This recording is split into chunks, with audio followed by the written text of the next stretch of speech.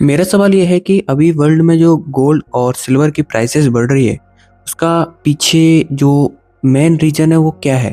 अभी जो गोल्ड और सिल्वर की कीमतें बढ़ रही हैं, उसके पीछे कुछ मुख्य कारण हो सकता है। आमतौर पर इसका कारण ग्लोबल इकोनॉमिक अनिश्चितता होती है। मतलब जब दुनिया में आर्थिक अस्थिरता रहती है या कुछ बड़े जियोपॉलिटिकल इवेंट होते हैं, तो लोग सेफ इन्वेस्टमेंट के तौर पर गोल्ड और सिल्वर खरीदते हैं। इसके अलावा महंगाई यानी इन्फ्लेशन बढ़ने पर भी इनकी कीमतों में उछाल आता है। तो अभी कुछ ऐसे ही ग्लोबल फैक्टर्स काम कर रहे हैं जिनकी वजह से प्राइसेस बढ़ रही हैं। तो जो ग्लोबल अनिश्चितता आई है वो किस वजह से आई है?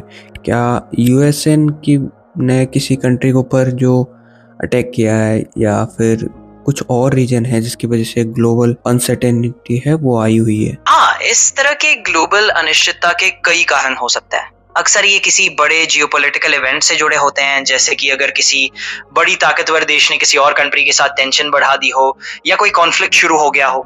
इसके अलावा कभी-कभी ग्लोबल इकोनॉमिक नीतियों में कुछ बड़े बदलाव या मार्केट में किसी तरह की उथल-पुथल भी इसकी वजह बन सकती है।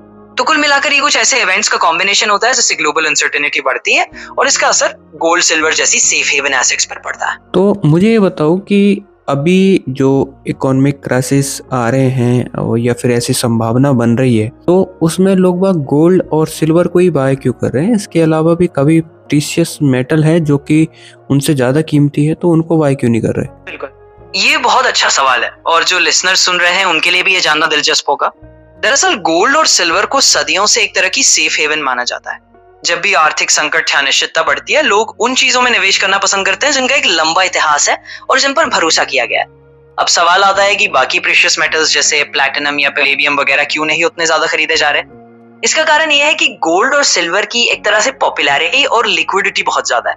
इन्हें बेचना खरीदना आसान होता है और लोग इनकी वैल्यू को अच्छी तरह समझते हैं। तो कुल मिलाकर सुनने वालों के लिए भी यही बात है कि गोल्ड और सिल्वर एक तरह से सदियों से आजमाए हुए सेफ ऑप्शंस है, इसलिए क्राइसिस के वक्त लोग सबसे पहले उन्हीं की तरफ जाते हैं। तांबा या डायमंड ये भी ऐसे मेटल है जो कि काफी प्रीशियस है और इनकी डिमांड भी रहती है, तो ये भी तो यूज कर सकते हैं ना। ये गोल्ड और सिल्वर यूज करने का क्या पर्पस था? हाँ, बिल्कुल, बहुत सही बात है कि डायमंड भी एक बहुत कीमती और प्रीशियस रिसोर्स है और उसकी भी अपनी एक डिमांड हमेशा रहती है। लेकिन अंतर यह है कि डायमंड को आमतौर पर एक इन्वेस्टमेंट की तरह सेफ हेवन के रूप में नहीं देखा जाता जितना गोल्ड और सिल्वर को। डायमंड का मार्केट थोड़ा अलग तरह से काम करता है और उसकी लिक्विडिटी इतनी आसान नहीं होती जितनी गोल्ड सिल्वर की होती है। तो जो हमारे लिसनर सुन रहे हैं उनके लिए ये समझना आसान है कि गोल्ड और सिल्वर को ऐतिहासिक तौर पर एक स्टैंडर्ड सेफ हेवन एसेट माना जाता है, जबकि डायमंड ज्यादातर ज्वेलरी और लग्जरी में ज्यादा यूज होता है।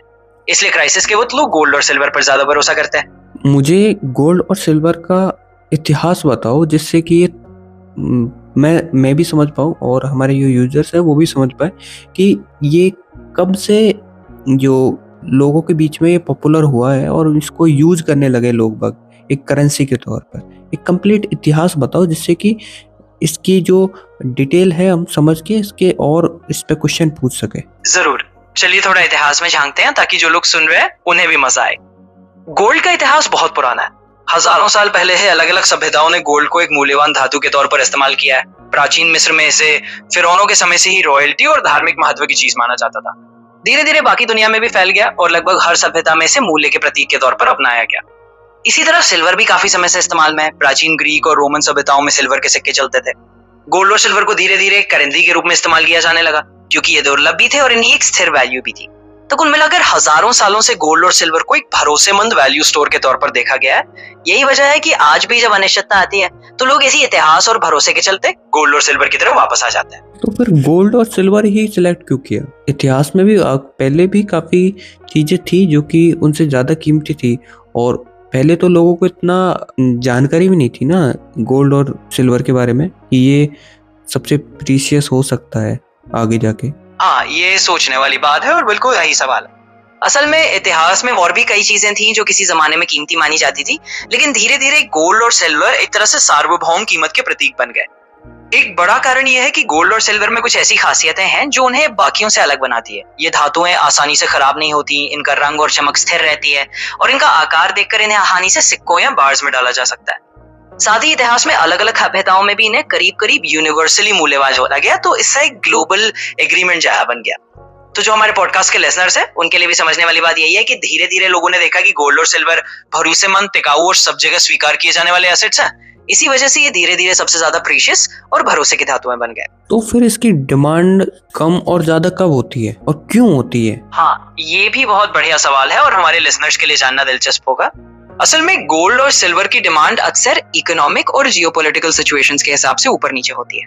जब आर्थिक अनिश्चितता बढ़ती है, जैसे कोई बड़ा आर्थिक संकट आ जाए, शेयर बाजार में गिरावट हो, महंगाई बढ़ जाए या कोई बड़ा जियोपॉलिटिकल तनाव हो, तो लोग सेफ्टी के लिए गोल्ड और सिल्वर खरीदते हैं। इससे इनकी डिमांड बढ़ जाती है। वहीं जब आर्थिक माहौल स्थिर होता है, लोगों का भरोसा इक्विटी मार्केट या दूसरे इन्वेस्टमेंट्स में बढ़ जाता है, तो गोल्ड सिल्वर की डिमांड थोड़ी कम हो सकती है, लेकिन इसका एक बेसिक भरोसा हमेशा बचा रहता है और यही वजह से हजारों सालों से इसकी वैल्यू बनी हुई है।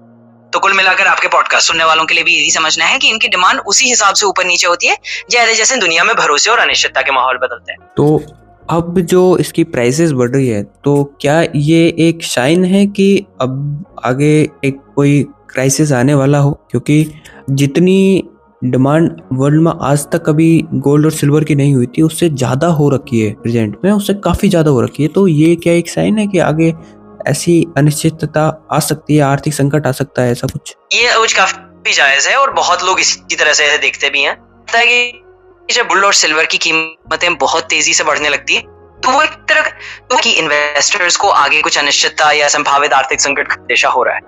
हालांकि ये पक्का नियम नहीं है, लेकिन हाँ, इतिहास में हमने बहुत बढ़ जाती है तो अक्सर उसके पीछे कोई चिंता या अनिश्चितता का माहौल जरूर होता है।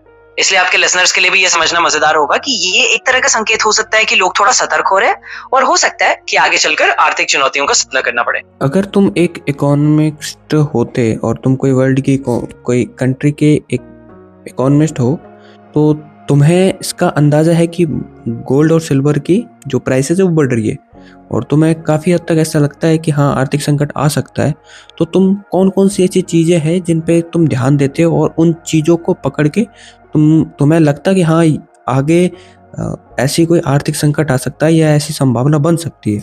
कौन कौन सी ऐसी चीज़ें जिन पे तुम बारीकी से ध्यान देते हैं कि हाँ, इसकी वजह से मुझे पॉसिबिलिटी लग रही है? बिल्कुल, अगर मैं और मुझे अंदेशा होता कि गोल्ड सिल्वर की बढ़ती कीमतें किसी आर्थिक संकट का संकेत दे रही हैं, तो मैं कुछ खास चीजों पर बहुत बारीकी से देखता। सबसे पहले मैं इकोनॉमिक इंडिकेटर्स को देखता, जैसे जीडीपी ग्रोथ रेट का धीमा होना, बेरोजगारी की दर में तेजी आना या इन्फ्लेशन यानी महंगाई का बहुत तेजी से बढ़ना। अगर ये सारे संकेत दिख रहे हो तो वो एक चेतावनी हो सकती है। दूसरी बात, मैं फाइनेंशियल मार्केट्स को देखूंगा, जैसे स्टॉक मार्केट में बहुत ज्यादा वॉलेटिलिटी या बड़े बड़े निवेशकों का सुरक्षित एसेट्स की तरफ तेजी से शिफ्ट होना। अगर बहुत से इन्वेस्टर्स गोल्ड सिल्वर खरीद रहे हैं और स्टॉक या रिस्क हो सकता है। तीसरी बात, जियोपॉलिटिकल घटनाओं पर नजर रखूंगा, जैसे अगर दुनिया में कहीं बड़े कॉन्फ्लिक्ट या टेंशन बढ़ रही है, कोई आर्थिक प्रतिबंध लग रहे हैं या इंटरनेशनल ट्रेड में रुकावटें आ रही है। अगर मैं एक तस्वीर बनाने की कोशिश करूंगा कि क्या सचमुच आगे कोई आर्थिक संकट की संभावना बन रही है। तो कुल मिलाकर इन सारे संकेतों को जोड़कर ही मैं अंदाजा लगाऊंगा। अभी प्रेजेंट में ऐसी सिचुएशन बनी हुई है जो कि तुमने 3 जो घटनाएं बताई है, फाइनेंशियली स्टॉक में से जो एफपीआई है, जो कि फॉरेन इन्वेस्टर है, वो अपने पैसे निकाल रहे हैं।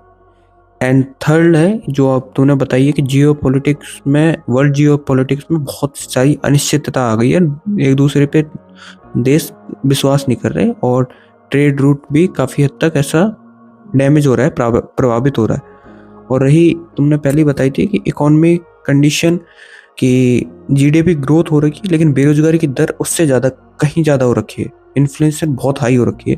अभी इंडिया में $1 की प्राइस ऑलमोस्ट 90 तक पहुंच गई है, तो इससे रुपए की प्राइस तो कम हुई है। तो इसका मतलब कि आगे आर्थिक संकट आने की पूरी पॉसिबिलिटी है। हाँ, जो तुमने अभी पूरा सिनेरियो बताया उससे तो यही लगता है कि काफी संकेत इस तरफ इशारा कर रहे हैं कि आर्थिक संकट की संभावना को नजरअंदाज नहीं किया जा सकता। जब हम देखते हैं कि विदेशी निवेशक पैसा निकाल रहे हैं, जियोपॉलिटिकल अनिश्चितता बढ़ रही है, ट्रेड रूट्स प्रभावित हो रहे हैं और इकोनॉमिक फंडामेंटल्स भी डगमगा रहे हैं, जैसे महंगाई बढ़ रही है, बेरोजगारी ज्यादा है, रुपया कमजोर हो रहा है, तो ये सारे फैक्टर्स मिलकर एक संभावित आर्थिक संकट का संकेत दे सकते हैं। तो कुल मिलाकर अगर मैं एक इकोनॉमिस्ट के तौर पर देखूं तो इन सारे संकेतों को देखते हुए हाँ, ये मानना जायज है कि आगे आर्थिक चुनौतियां आ सकती है। अब ये कितना गहरा संकट होगा या कब आएगा, ये तो कोई निश्चित तौर पर नहीं कह रखता, लेकिन सतर्क रहना और तैयार रहना निश्चित ही समझदारी होगी।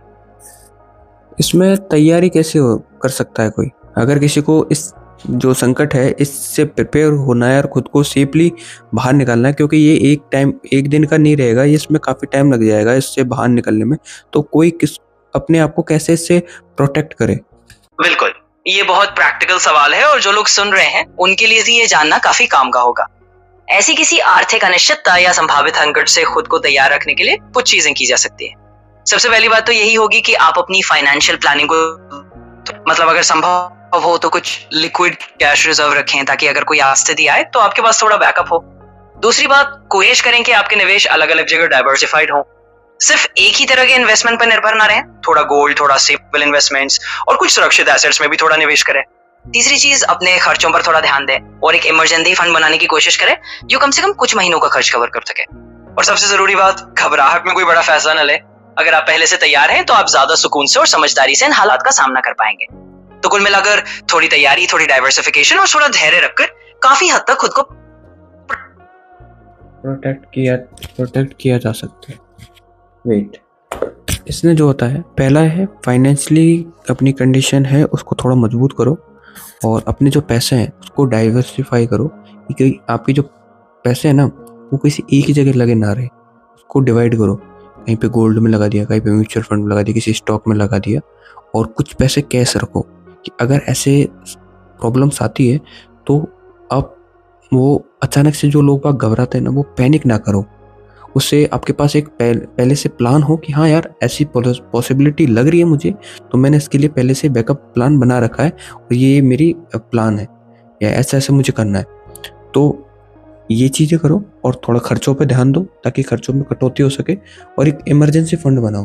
हमारे पास जितने भी पैसे हैं उसकी एक इमरजेंसी फंड बनाओ कि हाँ अभी अगर कोई प्रॉब्लम आती है तो इतने इमरजेंसी फंड अपने पास होंगे जिससे कि अपन सर्वाइव कर सकेंगे और आगे ग्रो कर पाएंगे। और जो कैश में पैसे रखना और अपने पोर्टफोलियो को डिवाइड करना, आपके जो पैसे हैं वो डिवाइड हो। ये सभी जो स्टेप है इनको अगर वन बाई वन फॉलो किया जाए तो क्या ये से जो आर्थिक संकट आने वाला है इस फ्यूचर में उससे बचा जा सकता है।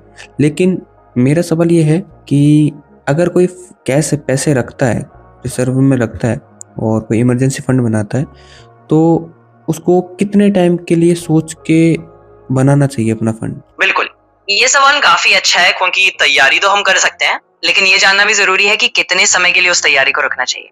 आमतौर पर फाइनेंशियल एक्सपर्ट्स यही सलाह देते हैं कि इमरजेंसी फंड कम से कम 3 से 6 महीने के खर्चों को कवर करने जितना होना चाहिए। यानी अगर आपकी मासिक जरूरतों के हिसाब से देखें तो ऐसा फंड रखें जो आपको कुछ महीनों तक बिना किसी आमदनी के भी चलने में मदद करे। अब ये समय थोड़ा बढ़ाया भी जा सकता है। अगर आपको लगता है संकट लंबा चल सकता है तो आप 9 महीने या 12 महीने तक का भी इमरजेंसी फंड बना सकते हैं। इससे आपको एक सुरक्षा कुशन मिल जाता है और आप थोड़े ज्यादा आत्मविश्वास से संकट का सामना कर सकता है। तो कुल मिलाकर कम से कम कुछ महीनों का फंड तो रखें और अगर आपको लगता है कि संकट लंबा चल सकता है तो उसे थोड़ा और बढ़ा कर रखें। एक एक्सपेक्ट अमाउंट कितना होना चाहिए कि अगर कोई साल भर का प्लान करके चले कि मुझे साल भर के लिए एक इमरजेंसी फंड बनाना है तो उसमें कितना अमाउंट वो सेव करके रखे? एक एवरेज अमाउंट बताओ कि हाँ इतना तो ही रखना ही चाहिए अगर वो एक साल की प्लानिंग करके चल रहा है तो। बिल्कुल, चलिए इसे थोड़ा सा प्रैक्टिकल तरीके से देखते हैं। अगर आप 1 साल का इमरजेंसी फंड बनाना चाहते हैं तो सबसे पहले आपको अपने मासिक खर्चों का अंदाजा लगाना होगा। इसमें आपकी रोजमर्रा की जरूरतें, बिल, किराया, राशन और बाकी जरूरी खर्चे शामिल कर लें। उदाहरण के तौर पर मान लीजिए किसी का हर महीने का जरूरी खर्च करीब 30,000 रुपए है। अब अगर आप पूरे साल का फंड बनाना चाहते हैं तो 30,000 रुपए को 12 महीनों से गुना कर दें, यानी 30,000 गुना 12 इज इक्वल टू 3,60,000 रुपए का फंड आप रखेंगे। इसका मतलब ये हुआ कि अगर आप अपने 1 साल के सारे जरूरी खर्चों को कवर करना चाहते हैं तो आप लगभग अपने 1 साल के खर्च के बराबर रकम इमरजेंसी फंड में रखें। ये एक औसत अनुमान है और आप इसे अपनी जरूरतों के हिसाब से थोड़ा कम या ज्यादा भी कर सकते हैं। तो कुल मिलाकर जितना आपका साल भर का जरूरी खर्च है उतना फंड अगर आपके पास सुरक्षित रखा हो तो आप 1 साल तक काफी सुरक्षित और तैयार रहेंगे। ये बताओ कि अगर आर्थिक संकट ऐसे कुछ आता है तो लोग बाग जो गोल्ड और सिल्वर में पैसे लगा रखे हैं उससे उनको बेनिफिट क्या होता है? हाँ बिल्कुल, अगर कोई आर्थिक संकट आता है और लोगों ने पहले से गोल्ड और सिल्वर में निवेश किया हुआ है तो इसका फायदा उन्हें इस तरह मिल सकता है कि आमतौर पर संकट के समय गोल्ड और सिल्वर की कीमतें और बढ़ जाती है क्योंकि लोग सुरक्षित निवेश की तलाश में रहते हैं। तो इन धातुओं की डिमांड बढ़ने से उनकी वैल्यू भी ऊपर जाती है। इसका मतलब यह है कि जिन लोगों ने पहले से गोल्ड या सिल्वर में निवेश कर रखा है उनके पास उस संकट के वक्त एक ऐसा एसेट होता है जिसकी कीमत गिरने की बजाय बढ़ सकती है। वे उसे बेचकर उस मुश्किल समय में लिक्विडिटी हासिल कर सकते हैं या अपने पोर्टफोलियो की वैल्यू बचाए रख सकते हैं। तो कुल मिलाकर गोल्ड और सिल्वर एक तरह की इंश्योरेंस की तरह काम करते हैं। जब बाकी एसेट्स की कीमतें दबाव में आती हैं तब गोल्ड सिल्वर आपके निवेश को थोड़ा स्थिरता और सुरक्षा दे देते हैं। फिर कौन सा गोल्ड लेना चाहिए, डिजिटल या फिर मेटल जो कि अपने घर पे रख सके उसको सेव करके?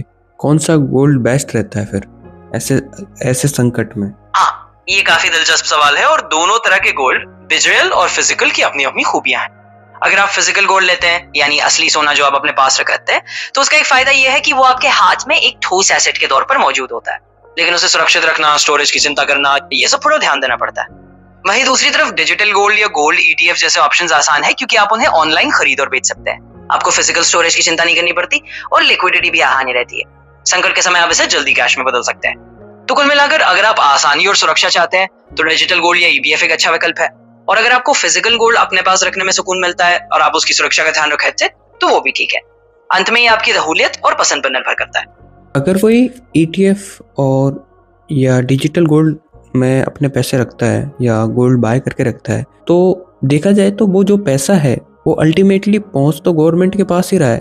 तो इसमें जो पैसे की वैल्यू कम होती है अगर ये क्राइसिस आते हैं, तो उसमें ये जो अपन पैसे लगाते हैं डिजिटल गोल्ड या ईटीएफ में, उसका क्या इफेक्ट पड़ता है अपने पैसों पर?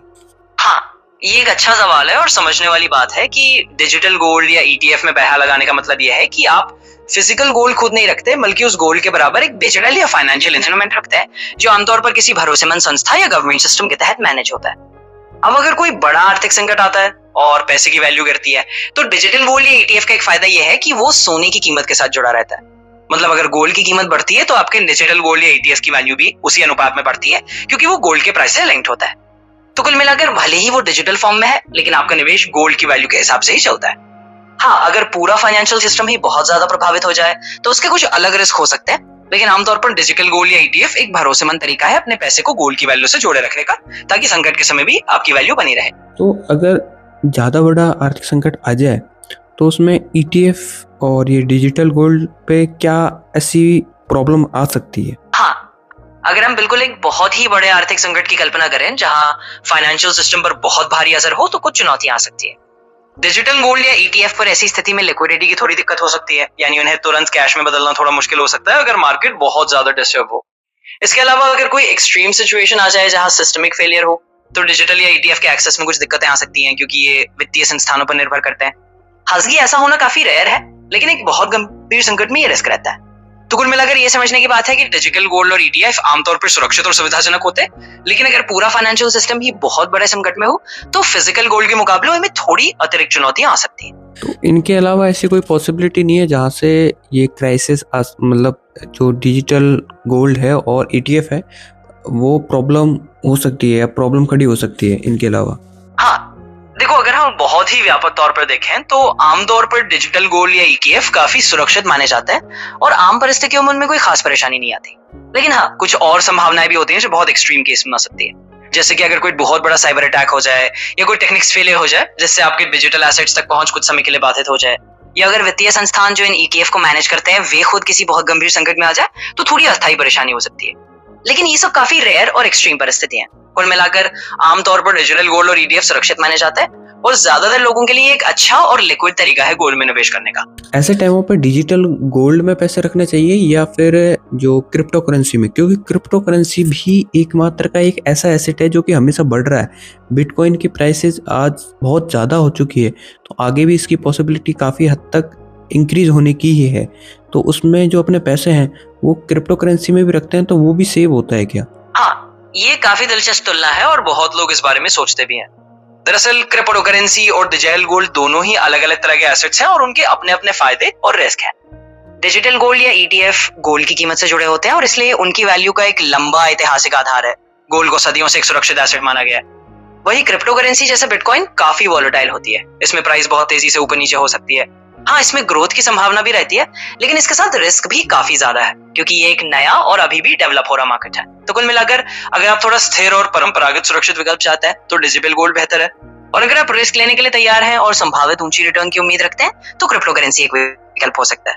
आप दोनों को मिला जुला कर भी रख सकते हैं ताकि आपका पोर्टफोलियो थोड़ा डाइवर्सिफाइड रहे। एक बात बताओ कि अगर अपने पैसे कोई क्रिप्टो करेंसी में रखता है और ऐसे में कोई आर्थिक संकट आता है, तो क्या क्रिप्टो करेंसी पे इफेक्ट नहीं होगा पड़ेगा उस चीज़ का? कि अगर पूरे वर्ल्ड में क्राइसिस आ जाता है तो क्रिप्टो करेंसी की प्राइसेस भी कम हो सकती है क्या? हाँ बिल्कुल, ये बहुत सही बात है। अगर कोई बड़ा वैश्विक आर्थिक संकट आता है तो क्रिप्टो करेंसी पर भी असर पड़ सकता है। जैसे बिटकॉइन वगैरह काफी वॉलेटाइल होती है और मार्केट सेंटिमेंट पर बहुत निर्भर करती है। जब दुनिया में बहुत अनिश्चितता होती है तो लोग अक्सर घबराहट में अपने रिस्की एसेट्स बेचने लगते हैं और क्रिप्टो भी उन रिस्की एसेट्स में गिनी जाती है। इसलिए ऐसा हो सकता है कि आर्थिक संकट के समय क्रिप्टो करेंसी की कीमतों में भी गिरावट आए। कुछ लोग इसे डिजिटल गोल्ड जैसा मानते हैं, लेकिन अभी तक इसका इतिहास उतना लंबा और स्थिर नहीं है। क्रिप्टो में अप्स एंड डाउन्स बहुत तेजी से आ सकता है। तो कुल मिलाकर आपको ध्यान रखना होगा कि क्रिप्टो करेंसी भी संकट के समय पूरी तरह से इम्यून नहीं है। इसकी वैल्यू भी घट बढ़ सकती है। इसलिए अपने पोर्टफोलियो में बैलेंस रखना और अलग अलग तरह के एसेट्स रखना अक्सर समझदारी होती है। ऐसे टाइम पे crypto currency like a money अपने जो रुपए हैं वैसे ही काम करेगी कि अगर ऐसे क्राइसिस आ गए तो जैसे रुपए की वैल्यू कम होगी वैसे वैसे क्रिप्टो करेंसी की वैल्यू भी कम हो सकती है, क्योंकि क्रिप्टो करेंसी भी जो मार्केट का जो फंडामेंटल है उसी के ऊपर डिपेंड करती है, जैसे कि रुपए करता है।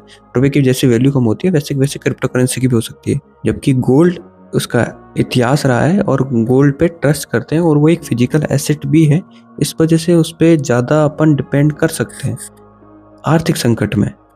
आप बिल्कुल सही समझ रहे हैं। क्रिप्टो करेंसी की वैल्यू काफी हद तक बाजार के सेंटिमेंट और फंडामेंटल्स पर निर्भर करती है, और अगर एक बड़ा आर्थिक संकट आता है तो उसकी कीमतें भी काफी प्रभावित हो सकती हैं, जैसे कि आपने कहा, बिल्कुल उसी तरह जैसे किसी करेंसी की वैल्यू घट बढ़ती है। दूसरी तरफ गोल्ड एक ऐसा एसेट है जिसका सदियों पुराना इतिहास है और आर्थिक संकट के समय उस पर लोगों का भरोसा बना रहा है। ये एक ठोस भौतिक एसेट है और इसी वजह से लोग इसे एक सुरक्षित ठिकाना मानते हैं। तो कुल मिलाकर आप सही कह रहे हैं कि क्रिप्टो करेंसी में उतनी स्थिरता और भरोसेमंदी नहीं है जितनी गोल्ड में देखने को मिलती है। इसलिए बहुत से लोग आर्थिक संकट के दौर में गोल्ड को एक ज्यादा भरोसेमंद और स्थिर एसेट के तौर पर देखते हैं। लास्ट टाइम जो वर्ल्ड में जो क्राइसिस आए थे 2008 वाले या 2000 में जो .com बबल जो फूटा था उसकी वजह से जो क्राइसिस हुए थे, उसमें मार्केट ने अपने आप को संभाला कैसे? हाँ, वो दोनों क्राइसिस अपने अपने तरीके से काफी मशहूर रहे हैं। जब 2000 का .com बबल फूटा तब बहुत सारी इंटरनेट कंपनियों के शेयर धड़ाम से गिर गए थे और मार्केट में काफी उथल पुथल हुई थी। उस समय मार्केट ने धीरे धीरे खुद को संभाला, नई टेक कंपनियों ने ज्यादा मजबूत बिजनेस मॉडल अपनाए और इन्वेस्टर्स ने भी सीख ली कि किस तरह से वैल्यूएशन को देखना है। फिर 2008 की बात करें, जो ग्लोबल फाइनेंशियल क्राइसिस था, वो तो और भी ज्यादा बड़ा झटका था।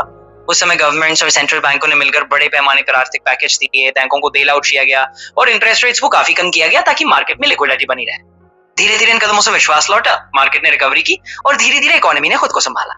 तो कुल मिलाकर ये दोनों क्राइसिस दिखाते हैं कि समय के साथ और सही नीतियों के साथ मार्केट्स खुद को संभाल लेते हैं, लेकिन उसके लिए कुछ समय और सही कदमों की जरूरत होती है। ये बताऊं कि 2000 में जो .com बबल फूटा था उसमें कंपनियों ने कैसे अपने आप को संभाला? मतलब 2002 में जो .com बबल फूटा था ना, तो उसमें गवर्नमेंट का क्या रोल रहा, लोगों का क्या सेंटिमेंट रहा और उससे बाहर निकलने के लिए लोगों को कितना टाइम लगा? .com बबल जब 2000 से 2002 के बीच फूटा तो बहुत सारी इंटरनेट कंपनियां जो सिर्फ हवा में वैल्यूएशंस पर चल रही थी अचानक से धड़ाम से गिर गई। बहुत सी कंपनियां टिक नहीं पाई, लेकिन जो बची उन्होंने धीरे धीरे अपने बिजनेस मॉडल को ज्यादा ठोस बनाया, खर्चे कम किए और असली प्रॉफिटेबिलिटी पर ध्यान देना शुरू किया। सरकार की तरफ से उस समय कोई बहुत बड़े बेल आउट्स या इंटरवेंशंस नहीं हुए थे जैसे बाद के 2008 वाले क्राइसिस में हुए। ज्यादातर मार्केट ने खुद ही अपने आप को एडजस्ट किया। लोगों के सेंटिमेंट में भी धीरे धीरे बदलाव आया। इन्वेस्टर्स ने समझा कि सिर्फ किसी भी इंटरनेट कंपनी में पैसा लगाने से बेहतर है कि थोड़ा सोच समझकर और ठोस बुनियाद वाली कंपनियों में निवेश किया जाए। कुल मिलाकर इसे बाहर निकलने में कुछ साल लगे। धीरे धीरे जो कंपनियां वाकई मजबूत थी वो उभर कर आई और लोगों का भरोसा भी नया। इसलिए ये एक तरह का नेचुरल मार्केट करेक्शन भी था और एक सीख भी थी कि किस तरह से इन्वेस्टमेंट को देखना चाहिए। अब एक बात बताओ कि उस टाइम पे जो 2002 में और या 2000 में जो .com बबल जो क्राइसिस हुआ है और कंपनी के जो शेयर गिरे और जो वैल्यूएशन जो कंपनी एक्सपेक्ट कर रही थी, लोगों को जो दिखा रही थी, वो उतनी उसकी वैल्यू थी नहीं। .com बबल फूटने के बाद उसकी जो रियल वैल्यू है वो लोगों के सामने आ गई और जो रियल में जो कंपनीज बेस्ट थी उन्होंने धीरे धीरे अपने आप को संभाला और वो आगे ग्रो किया। वो कंपनी का लोगों ने कैसे पता करके और उसमें पैसे लगाए जिससे कि उनकी आगे जो लाइफ है और उनके जो पैसे हैं वो आगे ग्रो करे। हाँ, बिल्कुल सही बात है। जब .com बबल फूटा और असली वैल्यू सामने आई तब इन्वेस्टर्स ने भी धीरे धीरे समझा कि किन कंपनियों में असली दम है। उन्होंने ज्यादा ध्यान इस बात पर देना शुरू किया कि कंपनियों के पास असल में कितनी कमाई है, उनका बिजनेस मॉडल कितना मजबूत है और वो लॉन्ग टर्म में कितनी टिकाऊ है। इन्वेस्टर्स ने कंपनियों के फाइनेंशियल्स, उनकी कमाई, इनका प्रॉफिट और उनकी ग्रोथ पोटेंशियल को ज्यादा ध्यान से देखना। जिन कंपनियों ने इस दौर में खुद को साबित किया उन पर लोगों का भरोसा धीरे धीरे वापस आया और उन कंपनियों में लोगों ने फिर से निवेश किया। इस तरह से जो कंपनियां असल में मजबूत थी, उन्होंने लोगों का भरोसा जीतकर आगे ग्रोथ की। तो कुल मिलाकर लोगों ने ज्यादा समझदारी से इन्वेस्टमेंट करना शुरू किया और यही से असली वैल्यू वाली कंपनियों ने आगे चलकर तरक्की की। तो क्या अभी भी प्रेजेंट में एआई की जैसी सिचुएशन नहीं लाई, सॉरी आई मीन कि अभी 2000 में जो .com बबल फूटा था, वैसा की वैसी सिचुएशन प्रेजेंट में नहीं बन रही कि एआई के आने के बाद, क्योंकि हर कोई एआई की कंपनी बना के और एक आईपीओ लेके आ रहा है और उसमें लोगों को पैसे लगवा रहा है, जबकि उसकी रियल में इतनी वैल्यूएशन है नहीं, लेकिन उसके बावजूद भी लोग उसको ओवर सब्सक्राइब हो रहा है उसका, जबकि उसकी वैल्यू बहुत ज्यादा कम है, उसके बावजूद भी ओवर सब्सक्राइब हो रहा है। तो क्या ये .com बबल जैसा ही नहीं है? हाँ, मैं समझ रहा हूँ कि आप क्या कह रहे हैं।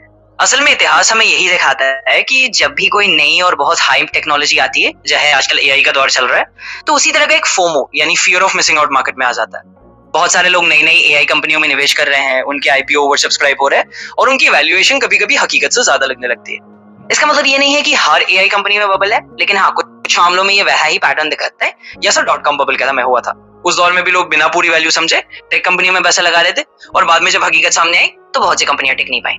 तो हाँ, थोड़ा सावधानी रखना समझदारी होगी। लोगों को देखना चाहिए कि कौन सी एआई कंपनी वाकई में मजबूत है, किसका बिजनेस मॉडल टिकाऊ है और किसकी वैल्यू असल में सही है।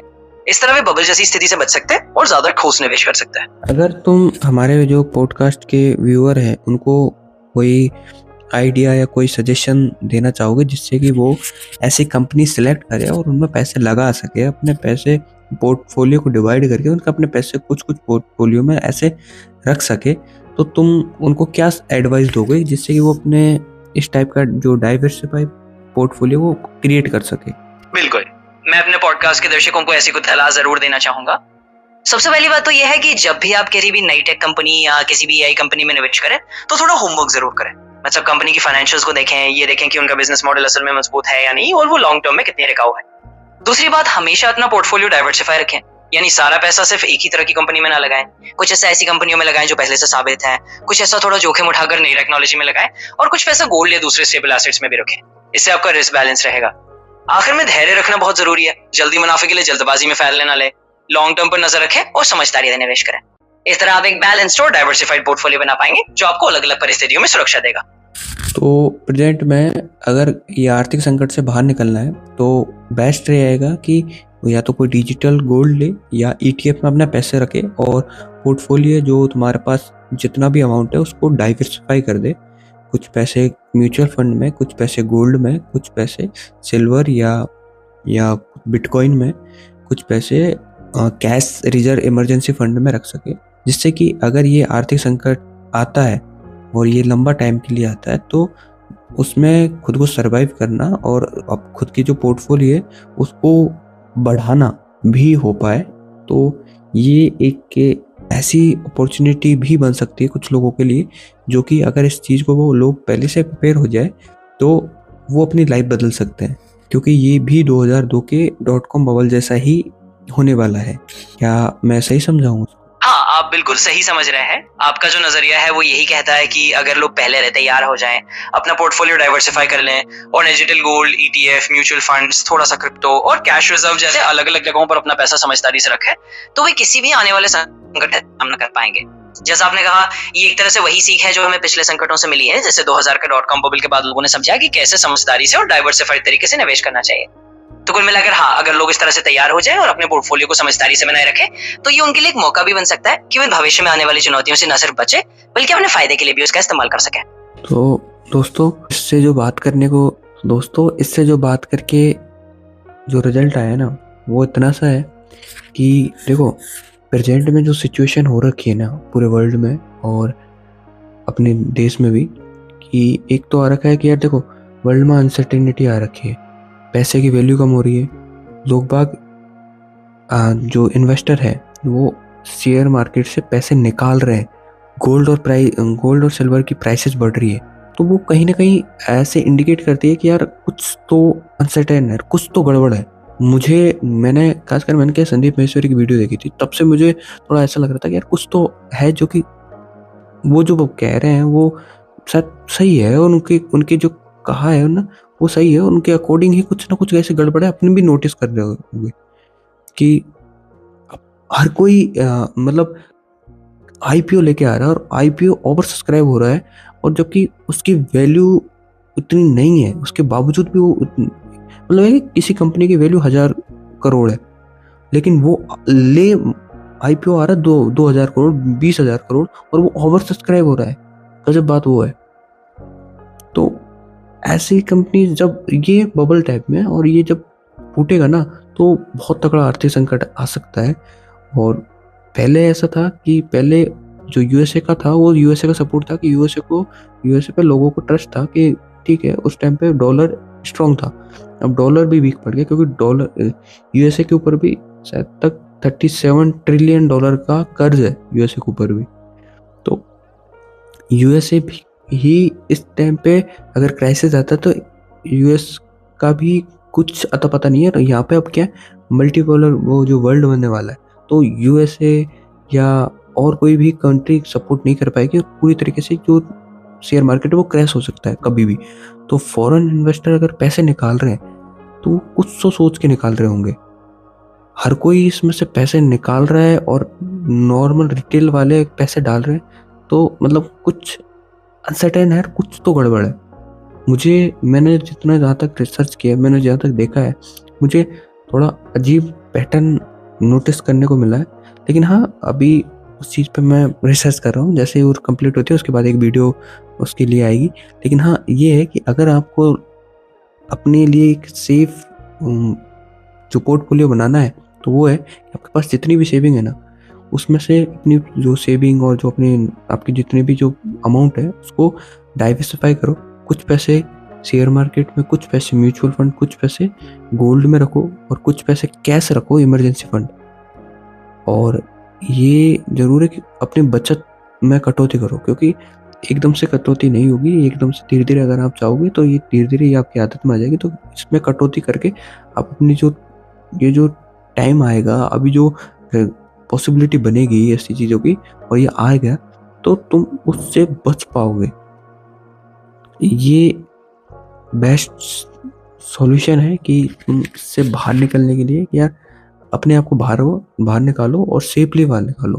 क्योंकि ये आर्थिक संकट अगर आएगा ना, तो इसमें मतलब ये होता है कि ज़्यादा आने की संभावना, मुझे जहाँ तक लगता है कि एक ऐसा क्राइसिस आने वाला है जहाँ पे कि हर मार्केट क्रैश करेगा, और जो वैल्यू है पैसों की वो एकदम ख़त्म हो जाएगी, गोल्ड और सिल्वर की रहेगी। तो वो ही जितना हो सके अगर बाय कर सकते हो तो उतना बाय कर लो। ये मतलब मेरी खुद की रिसर्च है, उसके मैं किसी को ऐसा सजेस्ट नहीं करा कि आप बाय वही करो, पर अपनी खुद की रिसर्च के थ्रू अगर आपको लगे कि हाँ ये सही कह रहा है तो बाय करो। कि मुझे जहाँ तक मैंने रिसर्च किया है कि हाँ, गोल्ड और सिल्वर के प्राइसेस अगर क्राइसिस आता है तो उसके प्राइस पक्का बढ़ेंगे, और इसकी पॉसिबिलिटी बहुत ज़्यादा लग रही है कि ऐसे क्राइसिस कभी भी आ सकता है। क्योंकि वर्ल्ड वॉर 3 की जैसी सिचुएशन बनी हुई है, तो ये कभी भी ऐसी सिचुएशन बन सकती है कि जिसकी वजह से क्राइसिस आ जाए और बहुत कुछ अनहोनी हो जाए, बहुत कुछ ऐसा कुछ भी हो जाए। तो उसके लिए पहले से प्रिपेयर रहने के लिए आपको पहले से प्लान बनाना पड़ेगा। तो यही रहेगा कि यार अपने पोर्टफोलियो को डिवाइड करो, खर्चे में कटौती, और गोल्ड और सिल्वर में पैसे लगाओ, और देखो कि मार्केट में और वर्ल्ड में ऐसी क्या चीज़ें चल रही है जो इससे कि आपको अपडेट रहोगे, उससे अपने आप को थोड़ा अपडेट करके और उससे सेफली बाहर निकल सको, और एक लाइफ को अच्छी जी पाओ, अभी भी और बाद में भी। तो ये आज की इस वीडियो का पर्पस था बनाने का। आई होप आप लोगों को अच्छी लगी होगी। अगर अच्छी लगे तो लाइक, शेयर एंड कमेंट करना। बाकी मिलते हैं नए टॉपिक के साथ कोई नई वीडियो में। Radhe Radhe, thank you.